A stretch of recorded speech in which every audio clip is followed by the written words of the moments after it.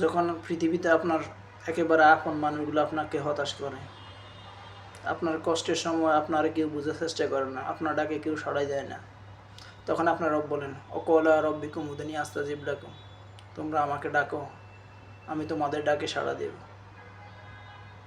যখন আপনাকে সব কিছুতেই ব্যর্থ মনে হয়, যখন আপনার কাছে দুর্বল মনে হয় যে আপনি দিন দিন হেরেই যাচ্ছেন, এই ব্যাপারে আল্লাহ রাব্বুল আলামিন বলেন যে হযরত জাকারিয়া আলাইহিস সালামের রেফারেন্স দিয়ে, হযরত জাকারিয়া আলাইহিস সালাম যখন বৃদ্ধ বয়সে পৌঁছেন বা অনেক দুর্বল হয়ে পড়েন, তখন তিনি বলেন ক্বালা রাব্বি ইন্নী ওয়াহানাল আযমু মিন্নী ওয়াশতাআলা রাসু শাইবান ওয়া লাম আকুন বিদুআইকা রাব্বি শাকিয়্যা, যে আমার রব, আমার অস্থি দুর্বল হয়ে গেছে, আমার মাথার মস্তক শুভ্র উজ্জ্বল, হে আমার রব, আমি আপনাকে ডেকে কখনোই ব্যর্থকাম হইনি। এছাড়া আমরা যারা জীবন সব কিছুতেই হতাশ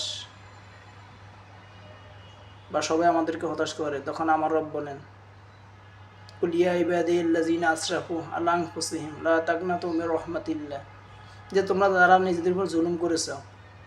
তোমাদের হতাশ হওয়ার কোনো কারণ নেই, তোমরা আমার রহমত থেকে নিরাশ হইও না।